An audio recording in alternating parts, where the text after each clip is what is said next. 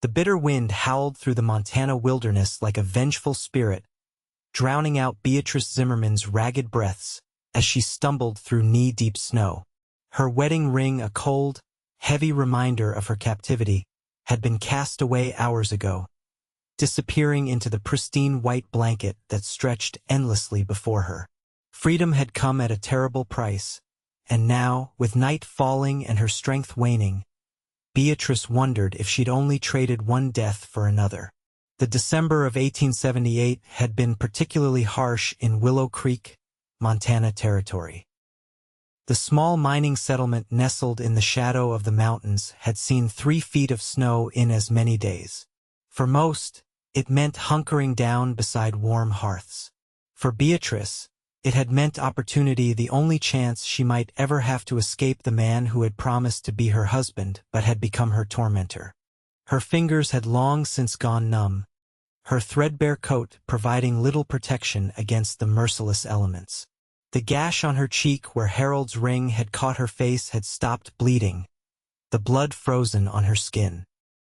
She had been running when she could for what felt like days but had likely only been hours.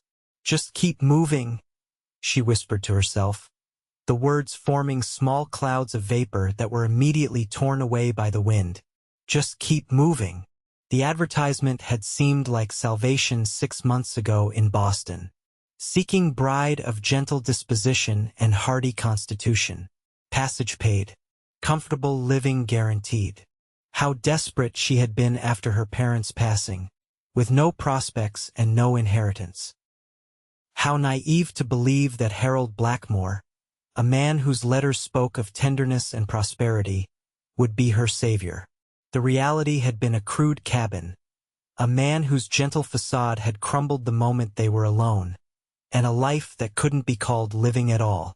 3 months of hell before this chance came. Harold passed out from whiskey, the door unlocked, and the storm providing cover for her flight. The world tilted suddenly. Beatrice realized she had fallen only when she felt the cold snow against her face. Felt almost warm now, inviting. Perhaps it wouldn't be so terrible to rest, just for a moment. A distant bark jolted her back to awareness. Dogs meant people. People meant Harold might find her.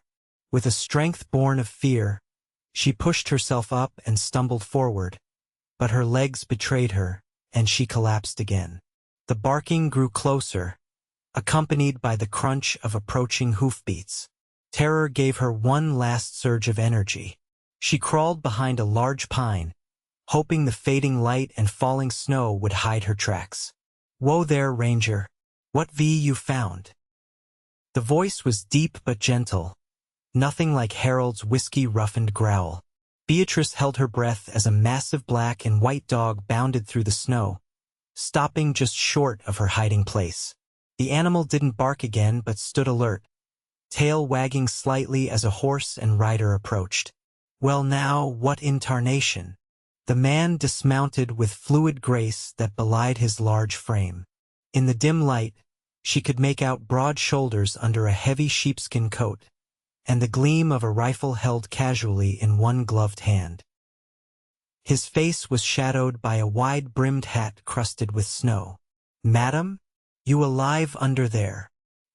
He knelt a respectful distance away, and she caught a glimpse of concerned eyes beneath the hat brim. Beatrice tried to speak, but her throat was too dry, her lips too cracked. All that emerged was a faint whimper. "I ain't gonna hurt you," he said, his voice soft like he was talking to a spooked horse. "Name's Zane Quincy. I've got a ranch 'bout 2 miles east of here.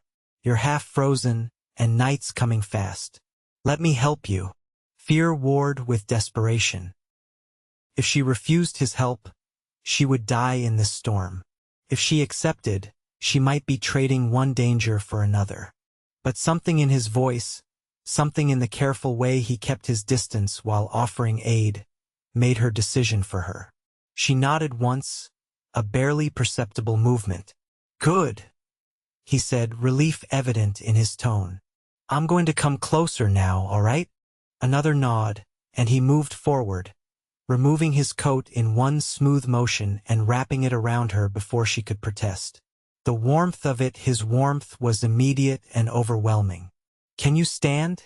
he asked. Beatrice tried, but her legs had long since given up. Without a word, Zane carefully lifted her, one arm behind her back, the other under her knees. She was too exhausted to resist, her head falling against his chest as he carried her to his horse. "Ranger home," he commanded the dog, who took off immediately through the trees. To Beatrice he murmured, "Hold on now. I've got you." He mounted with her still in his arms, an impressive feat of strength that she barely registered through her haze of cold and fatigue. As the horse began moving through the snow, the steady rhythm and the solid warmth of the man holding her lulled Beatrice into the first moment of security she'd felt in months. "Stay with me." His voice came from somewhere above her. "What's your name, madam?" Beatrice," she managed through chattering teeth. "Beatrice Zimmerman." "Well, Miss Zimmerman, you just hold on. We're going home." Home. Such a simple word, yet it had been so long since she'd had one. As consciousness slipped away, Beatrice wondered if she would ever know what home truly meant again. When awareness returned, it came in fragments. Warmth, the crackling of a fire, the weight of blankets, the smell of coffee and something savory. For a moment, Beatrice thought she might be back in Boston, that the nightmare of the past months had been just that, a nightmare. But the unfamiliar ceiling above her, rough-hewn logs rather than plaster, brought reality crashing back. She bolted upright, instantly regretting it as pain lanced through her head and limbs. "Easy now," came the same deep voice from the forest. "You're safe here."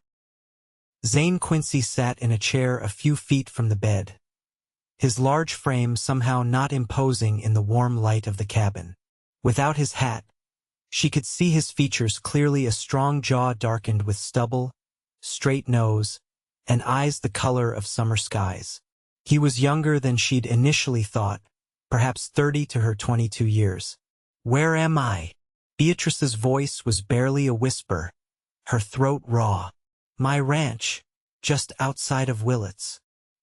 He stood slowly, as if not wanting to startle her, and moved to a pot hanging near the fire. "You've been asleep since yesterday evening." "Had me worried for a spell." Yesterday evening. She'd lost an entire night and day. "Your dog found me." Zane nodded, pouring something into a cup. "Ranger's got a nose for trouble. Lucky for you." He approached the bed, offering the cup. "It's just broth, but it'll help warm you from the inside." Beatrice took it with trembling hands, careful not to touch his fingers. The broth was rich and salty, and she hadn't realized how hungry she was until the first sip hit her empty stomach. "Thank you," she said after a few moments, the warmth of the liquid lending strength to her voice. "For helping me. No need for thanks. Couldn't leave you out there." He returned to his chair, giving her space. "Though I am wondering what a woman was doing alone in that storm, dressed like it was a spring day rather than the dead of winter." She clutched the cup tighter, eyes dropping to the worn quilt covering her. Only then did she realize she was wearing different clothes, a man's shirt that swallowed her frame and woolen socks that weren't her own. Seeing her alarmed expression, Zane quickly explained, "Mrs. Porter from the neighboring farm came over to tend to you. She changed your clothes, yours were soaked through. She left some of her daughter's things for when you were feeling stronger." Relief flooded her, followed quickly by shame at her assumption. "I'm sorry. I didn't mean to." "No apologies needed," he interrupted gently. "You've clearly been through something terrible. You don't owe me any explanations." But she did owe him at least the truth of why he might be harboring a fugitive wife. "I was running away," she admitted, her voice small, "from my husband." Zane's expression didn't change, but something in his eyes hardened.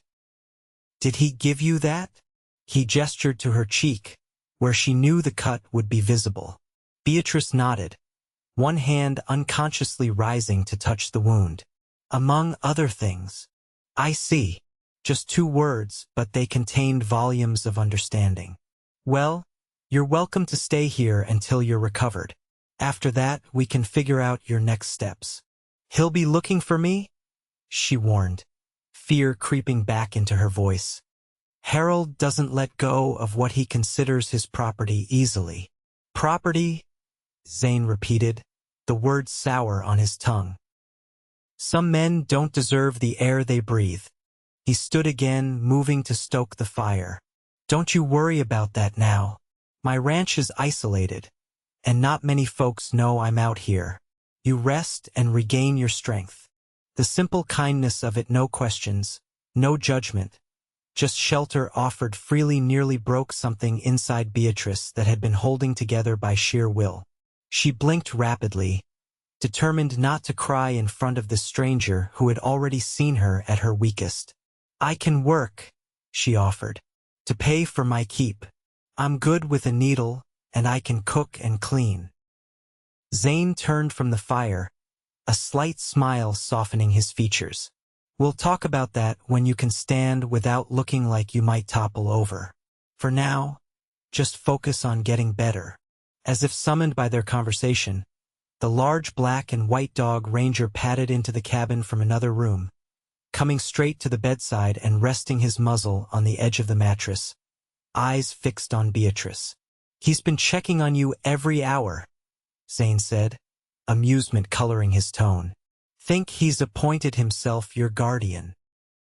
Hesitantly, Beatrice reached out to touch the dog's head. Ranger immediately leaned into her hand, his tail wagging slowly. He likes you, Zane observed.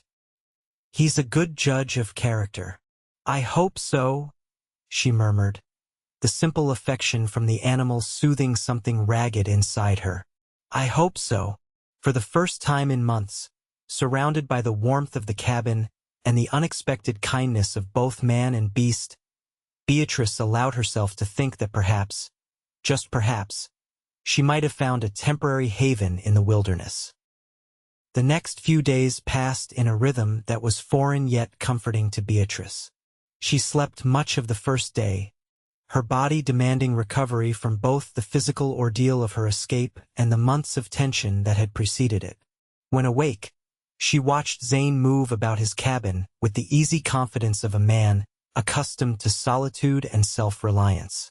By the 3rd day, she was strong enough to sit at the rough-hewn table for meals, wrapped in a quilt against the lingering weakness. Zane was an unexpectedly good cook, though he dismissed her compliments with a shrug. Man gets tired of beans and bacon quick enough, he said, setting down a plate of venison stew before her. Learning to cook proper was just survival. Is it just you here? She asked, curiosity finally overcoming her wariness. No family? Something flickered across his face, not pain exactly, but a shadow of it. Just me and Ranger for the past 5 years. Had a brother once, but he caught a bad case of gold fever and headed to California. Never heard from him after. I'm sorry, Beatrice said softly. Life happens, he replied, the simplicity of the statement somehow encompassing all the complexities of loss and adaptation. What about you? Before all this, she stirred her stew, gathering courage. She told him only the bare minimum so far, that she'd come west as a mail-order bride and found herself trapped in a violent marriage. I was alone in Boston after my parents died of influenza last winter. No siblings, no close relatives willing to take in a grown woman with no fortune. The memory of those desperate months still stung. The advertisement seemed like providence. A chance at a new life, a family of my own perhaps. And instead you got Harold, Zane said, his voice gentle despite the hardness that crept into his eyes whenever her husband's name was mentioned. Yes. She couldn't elaborate further. Not yet.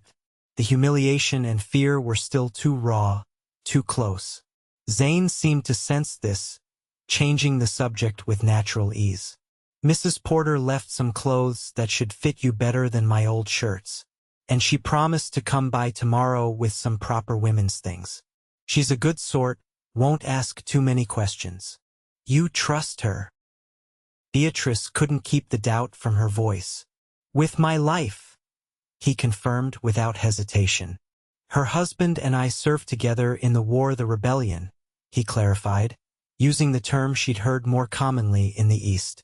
When Matthew didn't make it back, I made sure she and the children got here safely. We look out for each other. The Civil War had ended 13 years ago, she calculated. Zane must have been very young when he fought, barely more than a boy. Thank you, she said instead of pursuing that line of thought, for all of this. I don't know what I would have done if you hadn't found me. No need to think on that, he replied firmly. What matters is what comes next. Have you thought about where you might go when you're stronger? The question sent a cold jolt through her. In truth, she hadn't planned beyond escape. I don't know, she admitted. I have no money, no connections here. I thought perhaps I might make it to a larger town. Find work as a seamstress or housekeeper. Might be risky, he said carefully. If your husband's looking for you, those are the first places he'd check. The reality of her situation settled over her like a physical weight. Harold would be looking and he would be furious. The thought of being dragged back to that cabin, to his cruel hands and crueler words, made her blood run cold. I could go further west, she suggested weakly. California maybe, or Oregon. Zane considered this, his expression thoughtful. Winter's a hard time for traveling, especially with mountain passes to cross. And you'd need funds, proper clothes, a guide maybe. He hesitated, then added, There's no rush to decide. You're welcome here until spring if need be. The generosity of the offer stunned her. I couldn't impose like that. You've already done too much. It's no imposition, he insisted. Truth is, I could use the help around here. Place could benefit from a woman's touch, and I've got plenty of work that would be easier with an extra pair of hands. She studied him, searching for any hint of ulterior motive, but found only straightforward honesty in his clear blue eyes. You'd trust a stranger to stay in your home? You know nothing about me. I know you survived something that would break many, he countered.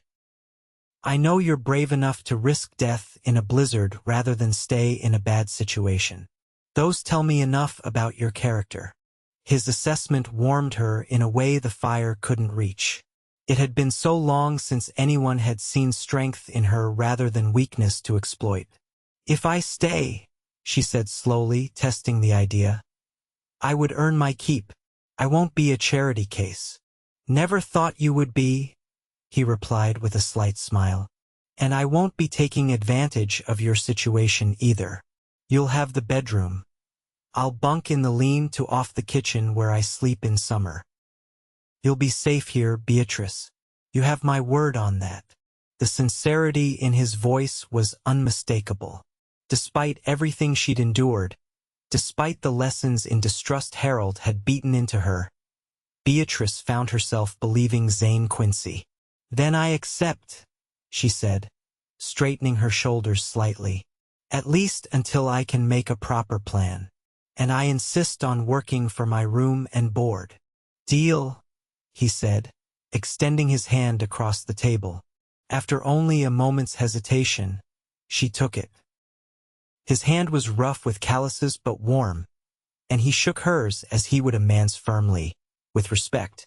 It was such a contrast to how Harold had grabbed and bruised that Beatrice felt tears threatening again. Zane released her hand and stood, apparently sensing her emotional state. Best get some rest. Tomorrow, if you're feeling up to it, I'll show you around the place. As he busied himself clearing their dishes, Beatrice remained at the table, looking around the simple cabin with new eyes. For the next few months, this would be her home. Not her final destination perhaps, but a safe harbor in the storm of her life. For the first time since arriving in Montana territory, she allowed herself to feel something dangerously close to hope. True to his word, Zane showed her around the ranch the following day. Though ranch was perhaps a grand term for the modest operation. There was the main cabin, solidly built and surprisingly comfortable despite its simplicity. Behind it stood a barn housing 2 horses besides the one that had carried her from the forest, a milk cow, and a few chickens that scratched in the protected area Zane had created for them. Not much compared to some spreads, he acknowledged as they stood in the barn doorway, her wrapped in a borrowed coat that swallowed her frame. But it's mine, free and clear, and it provides what I need. It's wonderful, Beatrice said sincerely. After the filth and disrepair of Harold's cabin, Zane's orderly homestead seemed almost luxurious.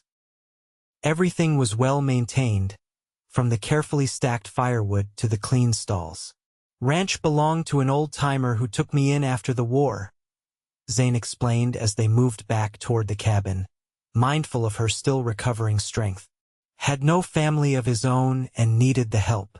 When he passed on 5 years back, he left it to me. Been working ever since to honor what he built.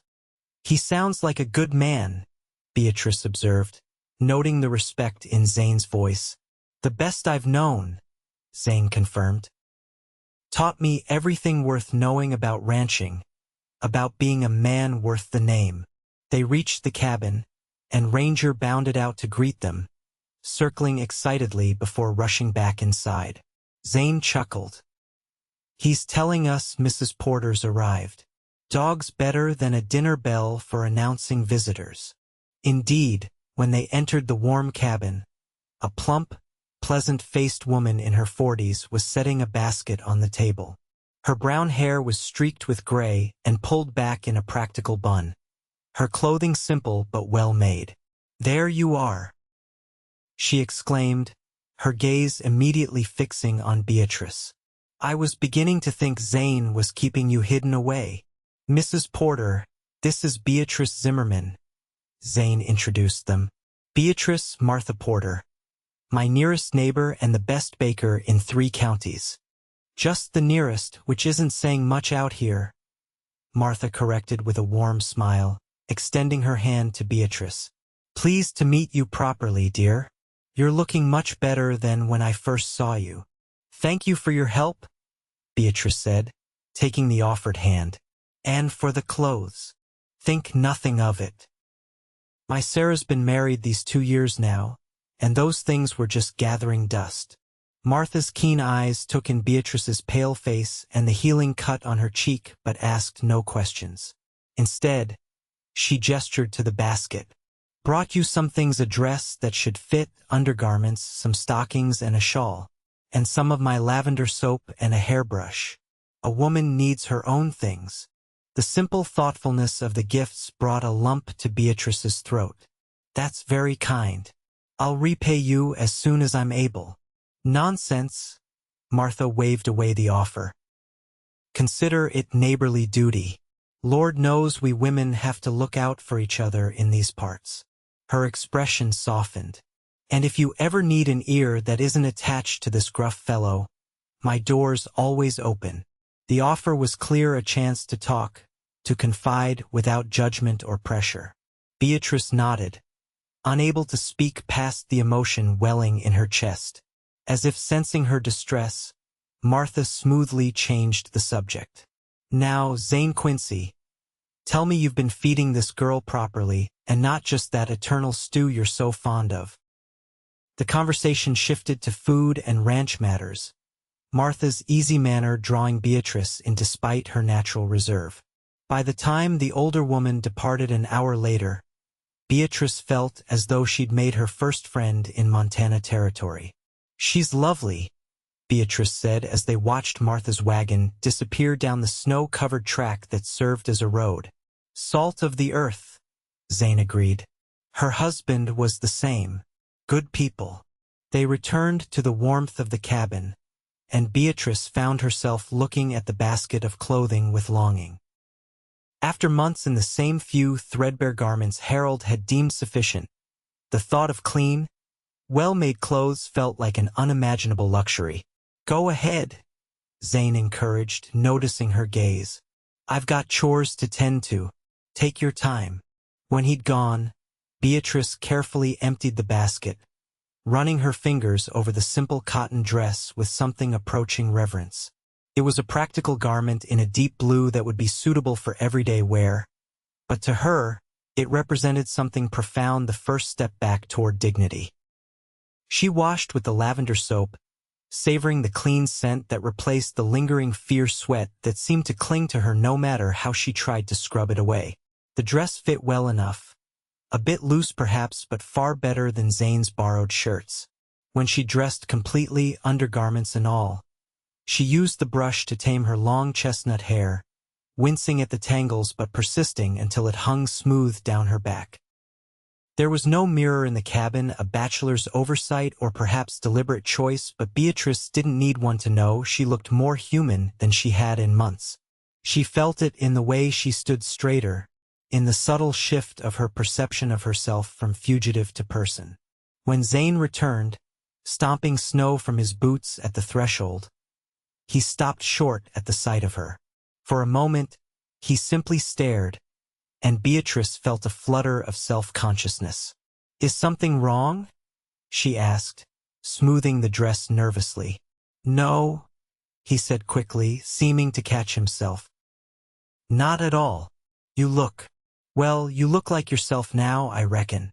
It was such a simple observation, but it captured exactly what she felt. "Yes," she agreed softly.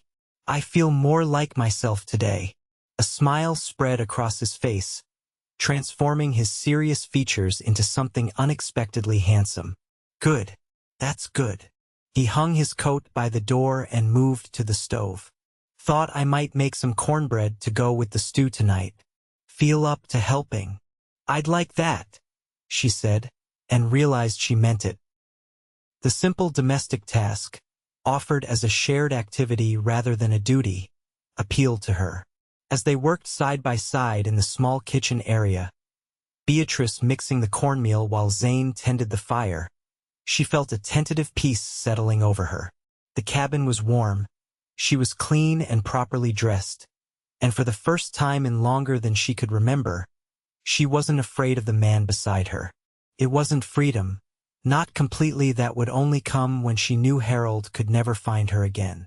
But it was a beginning, a small space to breathe and gather her strength. And for now, that was enough. Winter settled into a rhythm on the ranch, days marked by the necessary chores and the slow healing of Beatrice's body and spirit. True to his word, Zane never pressed her for details about Harold, though she gradually shared more of her story in the quiet evenings by the fire. The telling was painful but purifying, like lancing a wound to release the poison. "I should have known," she admitted one night in late January, a month after her arrival. The signs were there even in his letters. Always asking about my appearance, my obedience, my willingness to submit to a husband's authority. But I was so desperate to escape Boston, to have a home again. "Don't blame yourself," Zane said firmly, his hands busy with a piece of harness he was mending. "Men like that are skilled at hiding their true nature until they have power over you." "You sound like you've known men like Harold before," she observed, looking up from the shirt she was patching one of Zane's, worn thin at the elbows. A shadow crossed his face. "My father was cut from similar cloth. Used his fists to keep my mother in line, then turned them on me and my brother when we got old enough to object." His hands stilled on the leather. "That's why I joined up so young, lied about my age to get away from him. Came back from the war to find my mother in the ground and him remarried to some poor woman half his age." "I'm sorry," Beatrice said, the inadequacy of the words striking her even as she spoke them. Zane shrugged, resuming his work. "Long time ago now, but I learned what kind of man I didn't want to be." He glanced up, catching her gaze. "That's why I want you to know you're safe here, truly. Whatever happens next, whatever you decide, that won't change." The sincerity in his voice was unmistakable, and Beatrice felt something shift inside her trust, fragile but growing, like the first green shoots of spring beneath the snow. As January gave way to February, Beatrice's strength returned fully. She insisted on taking on more of the household duties, not out of obligation but from a genuine desire to contribute. Zane taught her the rhythms of ranch life, how to milk the cow, tend the chickens, judge the weather by the way the smoke rose from the chimney. In turn, she brought order to the bachelor's cabin, mending and cleaning with a thoroughness that had Zane jokingly asking if she could still find the furniture under the shine she'd put on it. She baked bread twice weekly, the simple task becoming meditative, a way to ground herself in the present rather than fearing the future or reliving the past. They settled into a comfortable partnership, their initial awkwardness giving way to an easy companionship that surprised them both. Zane, she discovered, had a dry wit that emerged more frequently as she grew more comfortable around him. Beatrice found herself laughing for the first time in months, the sound rusty at first but growing more natural with use. It was during a particularly fierce blizzard in mid-February that something shifted between them. The wind howled like a living thing, rattling the shutters and driving snow through the smallest cracks in the cabin's sturdy walls. They sat close to the fire, Beatrice reading aloud from one of the few books. Zane owned a collection of Shakespeare's sonnets that had belonged to his mother. "Shall I compare thee to a summer's day?" she read, her voice soft against the storm's fury. "Thou art more lovely and more temperate." The words hung in the warm air between them, and when she glanced up, she found Zane watching her with an intensity that made her breath catch. The firelight cast his features in golden relief, softening the usual seriousness of his expression. "You read beautifully," he said, his voice lower than usual. "Makes me hear those words different than when I read them to myself." "My father loved poetry," she explained, closing the book carefully, suddenly conscious of how close they sat, knees almost touching on the hearth rug. "He used to say it was how the soul spoke when ordinary language failed." "Wise man," Zane observed, still watching her with that thoughtful gaze. After a moment, he added, "You've brought something back to this place that's been missing a long time." "What's that?" she asked, curious despite the sudden flutter in her chest. "Life," he said simply. "Before I was just existing here, doing what needed doing one day to the next. But now—" He gestured vaguely at the cabin around them, at the curtains she'd sewn from flour sacks, the carefully arranged shelves, the potted herbs starting to grow in the kitchen window. "Now it feels like a home again." The compliment warmed her more than the fire. "I've felt the same," she admitted. "Like I'm becoming a person again, not just someone running away from something." A particularly violent gust rattled the window, making them both glance toward the sound. When Beatrice looked back, Zane was closer, though she hadn't seen him move. "Beatrice," he began, hesitation clear in his voice, "I want you to know that whatever you decide when spring comes, whether you stay or go—" A tremendous crash from outside interrupted him, followed by a distressed whinny from the direction of the barn. Zane was on his feet instantly.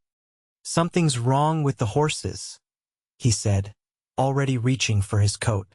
"The storm must have damaged the barn roof." "You can't go out in this," Beatrice protested, rising as well. "The wind will tear you off your feet."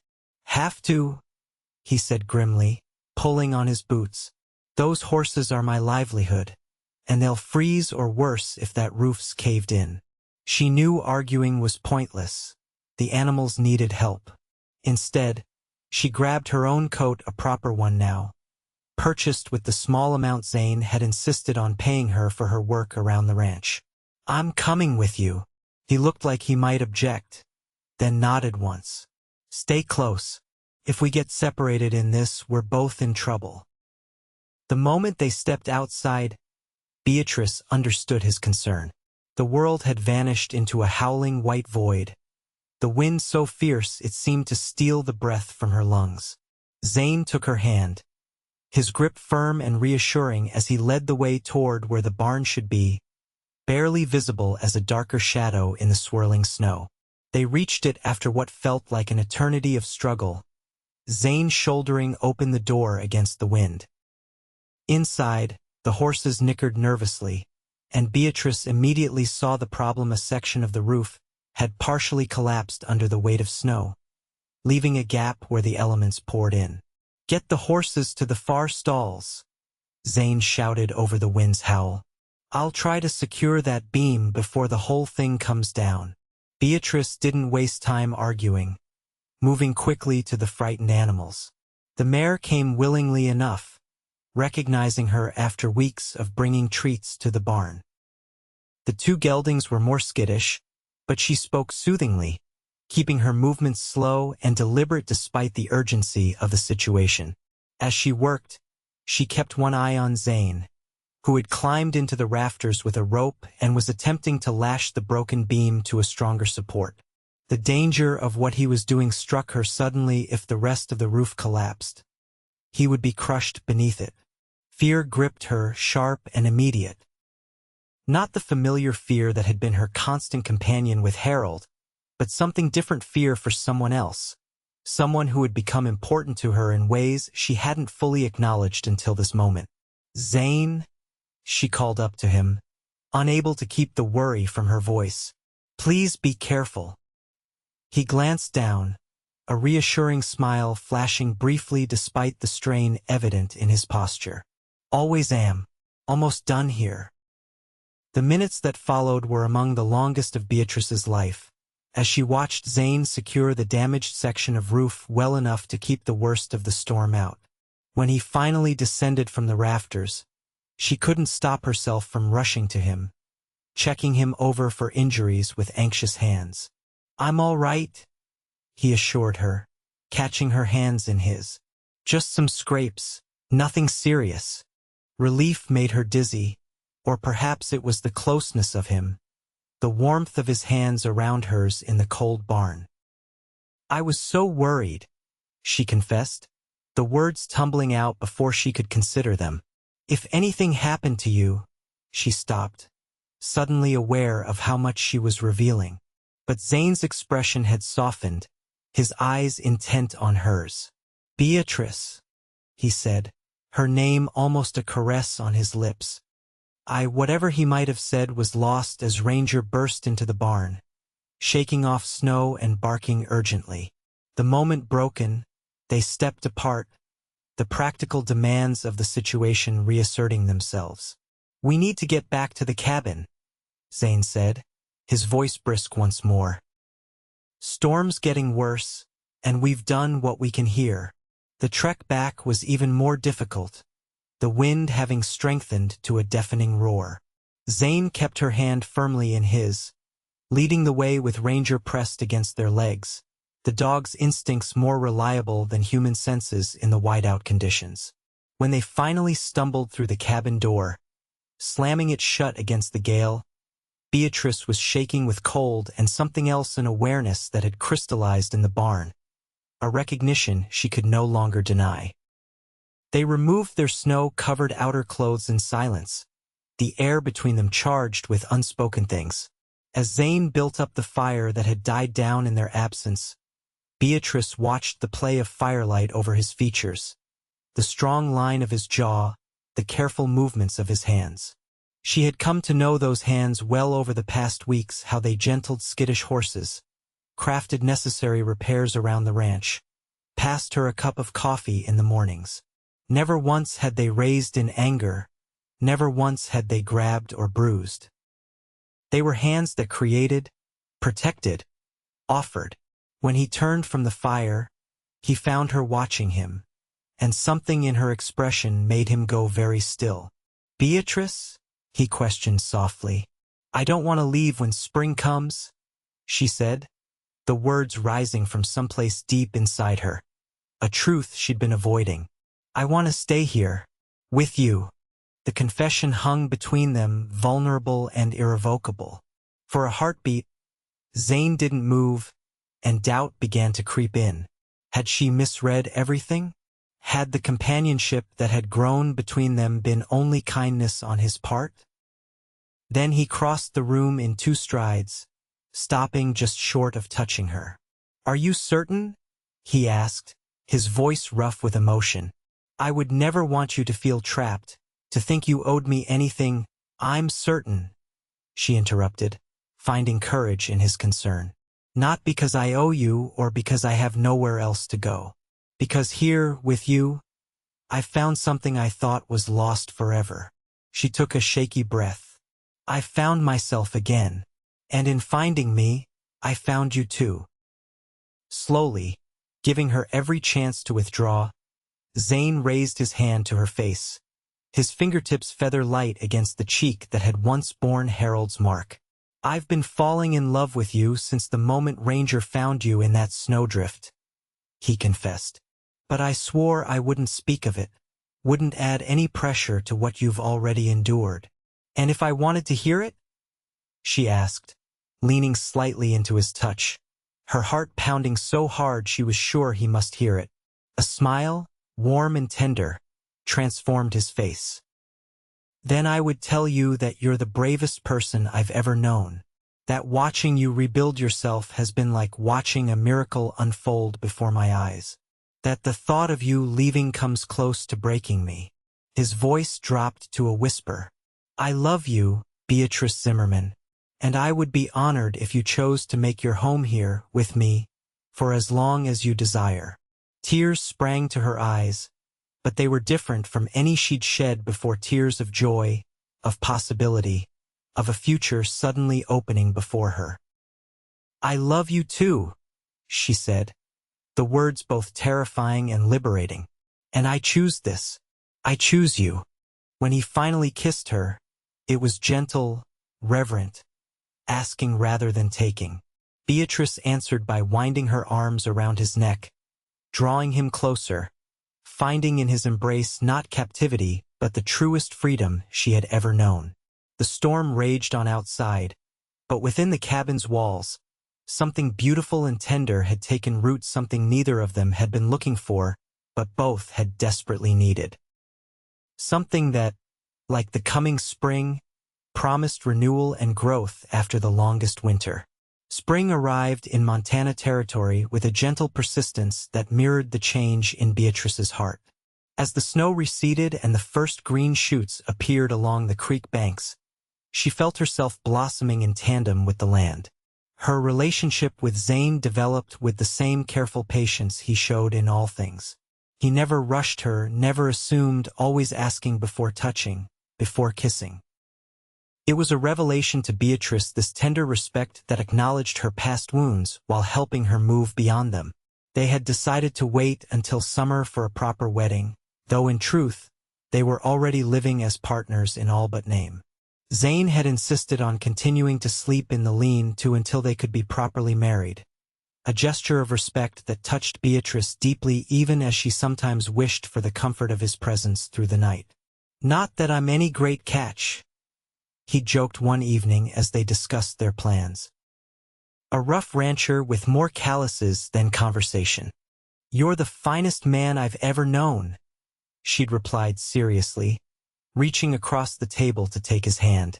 "And the only one I want." The sincerity in her eyes had silenced his self-deprecation, and he'd raised her hand to his lips, pressing a kiss to her knuckles with a reverence that made her heart flutter. As April turned to May, they received unexpected news from Willits, delivered by Martha Porter during one of her regular visits. "Harold Blackmore's dead," Martha announced without preamble as they sat at the kitchen table, sharing coffee and the sweet rolls Beatrice had baked that morning. The name sent a chill through Beatrice despite the warm spring day. "Dead? How?" "Bar fight in Willow Creek," Martha explained, her expression grim but satisfied. "Apparently, he'd been drinking heavily since you left, telling anyone who'd listen that his wife had been stolen from him. Last week, he accused the wrong man of hiding you." Man was a stranger passing through, had no idea what Harold was raving about, but when Harold pulled a knife, she shrugged. Self-defense, the sheriff ruled. No one shed any tears. Beatrice sat very still, absorbing the news. She had expected to feel relief, perhaps even vindication. But the emotion that washed over her was more complex, a hollow sadness for a life so consumed by bitterness and rage that it had ended in senseless violence, mixed with the undeniable freedom of knowing she would never again have to look over her shoulder. "Are you all right?" Zane asked quietly, his hand finding hers under the table. "Yes," she said after a moment, realizing it was true. "I'm sorry for the waste of his life, but I can't be sorry that he's gone." Martha nodded approvingly. "No one expects you to mourn the man who hurt you, dear. But it does mean you're free now, truly free.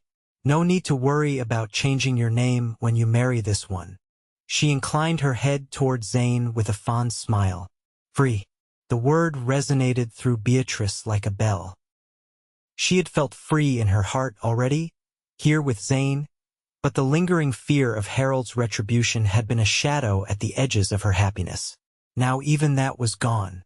Later, after Martha had departed with promises to help with wedding preparations, Beatrice stood on the porch of the cabin, looking out over the greening land that had become her home. Zane found her there, coming to stand beside her, a respectful space between them that she closed by leaning into his side. "Penny for your thoughts," he said, his arm settling around her waist. "I was thinking about how strange life is," she replied, watching a pair of bluebirds dart between the trees. 6 months ago, I was certain I would die in that cabin, either by Harold's hand or my own. Now here I am, planning a wedding, planting a garden." She looked up at him, wonder in her eyes. "How did this happen, Zane? How did I get so lucky?" "Luck had nothing to do with it," he said firmly. "You saved yourself, Beatrice. You had the courage to run when the chance came. All I did was happen to be in the right place at the right time."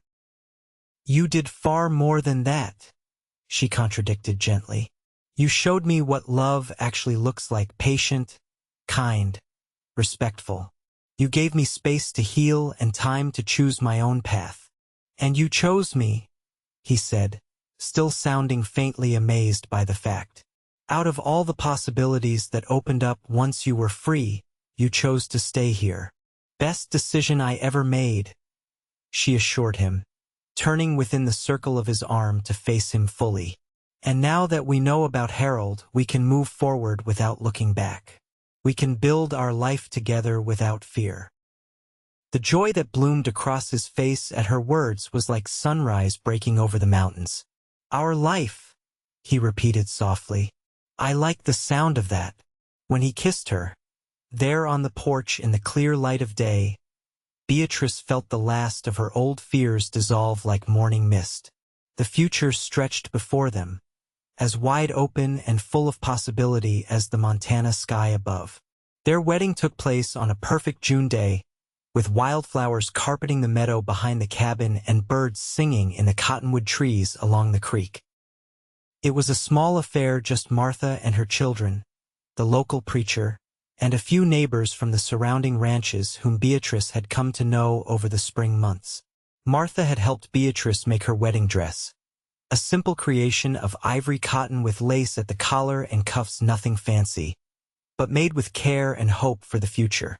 When she emerged from the cabin to walk across the meadow to where Zane waited, his expression of awestruck adoration was worth more than the grandest gown money could buy.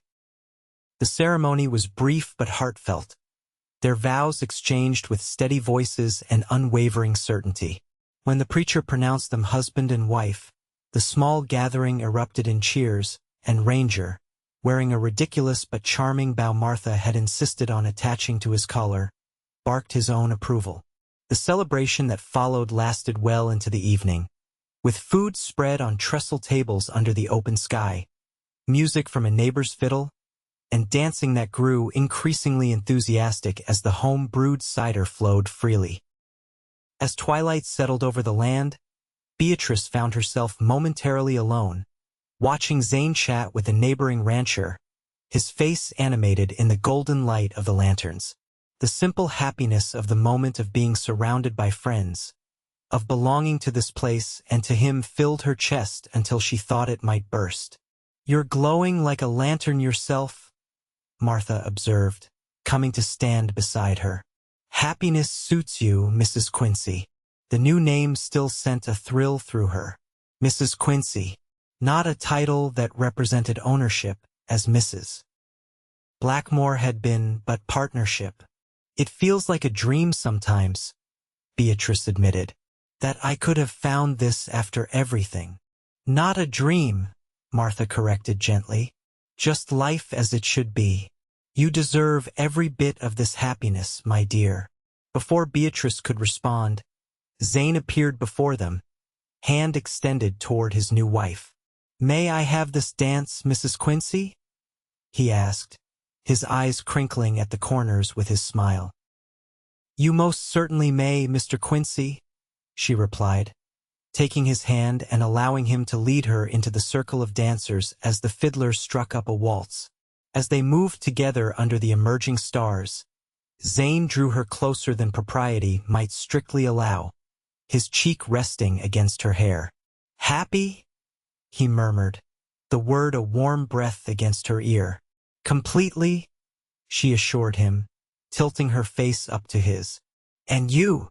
More than I ever thought possible," he replied, his eyes reflecting the lantern light and something deeper, something that belonged to her alone. "I keep thinking about that snowstorm, about how close I came to not riding out that day, if I hadn't found you." "But you did," she reminded him, pressing closer as they turned with the music. "And I found you. That's what matters now."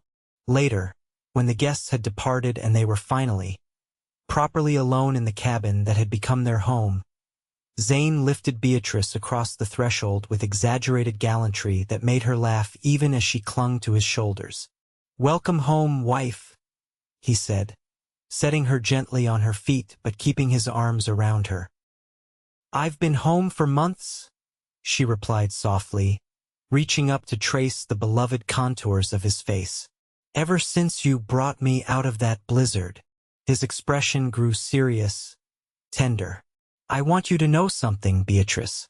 I meant every word of those vows today. I will spend the rest of my life making sure you never regret choosing this life, choosing me." "I know," she said simply, because she did. In the months they had lived and worked side by side, he had proven himself in 1,000 small ways and a few large ones. She had no doubts, no fears, only certainty and a love that had grown from gratitude to friendship to something so profound it seemed to have its own heartbeat. When they came together that night as husband and wife, it was with a tenderness and passion that healed the last of the wounds Harold had inflicted. In Zane's gentle hands and reverent kisses, Beatrice discovered what true intimacy could be, not a taking or an enduring, but a mutual giving that left both stronger, closer, more complete. Afterward, lying in his arms with the moonlight spilling through the window to silver his features, Beatrice marveled at the journey that had brought her here. From the desperate young woman in Boston answering an advertisement, to Harold's terrified captive, to the half-frozen fugitive in the snow, to this a woman loved, respected, cherished. "What are you thinking about?" Zane asked, his fingers tracing lazy patterns on her bare shoulder. "That sometimes the worst storms lead us exactly where we need to be," she answered, pressing a kiss to his chest, directly over his steady heart. "That sometimes we have to get lost before we can be found." He gathered her closer, his arms secure but never constraining. "Then I'm grateful for the storm that brought you to me," he murmured against her hair, "and for the woman brave enough to walk out into it." In the years that followed, the Quincy Ranch flourished under their combined care. Zane's understanding of the land and Beatrice's keen eye for business complemented each other perfectly. They expanded their herds, improved the cabin into a proper farmhouse, and eventually welcomed children, first a daughter with Beatrice's chestnut hair and Zane's blue eyes, then twin boys who kept them running from dawn till dusk with their mischief and energy. Through it all, the drought years and the abundant ones, the winter storms and summer heat, they faced life as they had begun, side by side, equal partners in all things. The lessons of that first desperate winter were never forgotten. That love meant safety, not fear. That strength could be gentle. That home wasn't a place but a person who saw you completely and cherished what they saw. On the 10th anniversary of the day Ranger had found Beatrice in the snow, they stood together on the porch of their home, watching their children play in the yard with the aging but still spry dog. Zane's arm was around her waist, as comfortable and necessary as breathing. 10 years, Beatrice mused, leaning her head against his shoulder. Sometimes it feels like yesterday, and sometimes it feels like I've never known any other life but this one. Good, Zane said, pressing a kiss to her temple. That's as it should be. As the Montana sunset painted the sky in hues of gold and rose, casting their land in gentle light, Beatrice thought of the frightened woman who had stumbled through a blizzard with nothing but the desperate hope of survival. That woman could never have imagined this life, this love, this sense of absolute belonging. But perhaps, in some deep part of her heart, she had been running toward this future all along, not just away from Harold, but toward the possibility that somewhere, someone existed who would see her value, her strength, her worth. Someone who would offer shelter not just from a storm, but from all the coldness the world could bring. And in finding Zane, in building this life together, she had discovered the most important truth of all. That sometimes the bravest thing is not the running away, but the decision to stop running. To stand firm, to reach out, to trust again. To build something that would last long after the storms had passed. In the gathering twilight, surrounded by the family they had created together, Beatrice turned to her husband. Love a steady flame in her heart that had only grown stronger with the passing years. Thank you, she said simply. Zane didn't need to ask what for. After 10 years, they could speak volumes in a glance, in a touch, in the comfortable silences between words. Always, he replied, the promise as true now as it had been the day he'd found her in the snow. And as they stood together, watching the day give way to night, the first stars appearing in the vast Montana sky, Beatrice knew with bone-deep certainty that she was exactly where she belonged, not because fate or circumstance had dictated it, but because she had chosen it, fought for it, and built it with her own hands and heart. The mail-order bride who had escaped one life had found something far more precious than mere survival. She had found home in all the ways that truly mattered.